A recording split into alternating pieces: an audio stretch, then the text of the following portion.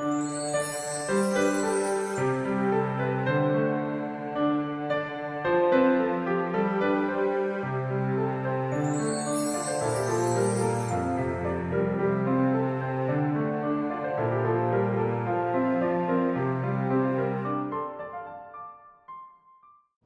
Dick, bonjour. Bonjour. Vous êtes directeur de SheX Europe, qui est une bourse alternative. Alors, qu'est-ce qu'une bourse alternative et une plateforme alternative? Une plateforme alternative, ça donne les choix aujourd'hui aux investisseurs, aux clients individuels particuliers, de choisir où ils exécutent leurs ordres. Depuis le changement de réglementation en 2007, ce qu'on appelle le MIF, il n'y a plus un seul endroit où on peut traiter les ordres. Aujourd'hui, il y a les concurrences dans le domaine boursier et depuis 2007, SheX Europe a bénéficié de ce changement de réglementation de lancer une bourse pan-européenne. Donc aujourd'hui, vous pouvez traiter sur 15 marchés différents en accédant à une seule plateforme par votre intermédiaire financier. Donc on a vu un progrès assez rapide avec cette concurrence.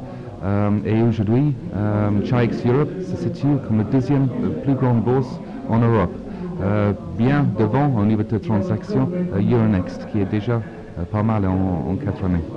Donc ce sont des plateformes qui fournissent en fait la possibilité d'acheter sur quel type de marché? Le marché action uniquement? Oui, on traite uniquement aujourd'hui sur le marché action, mais probablement plus tard dans l'année, on va entrer aussi dans le marché des options et futures. Mais aujourd'hui, c'est le marché des actions et c'est là, sur 15 marchés différents, que vous pouvez faire les transactions sur SheX Europe. Alors, comme c'est une cotation à part, comment vous placez-vous, comment se place votre plateforme en termes de concurrence sur les prix?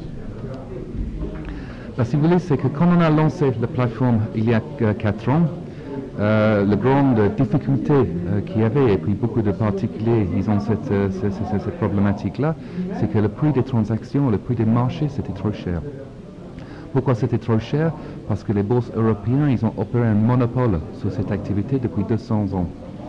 Quand nous, on a lancé la concurrence il y a 4 ans, on a lancé un modèle de tarification qui était 90% moins cher que celle qui était dans l'époque avec les bourses européennes.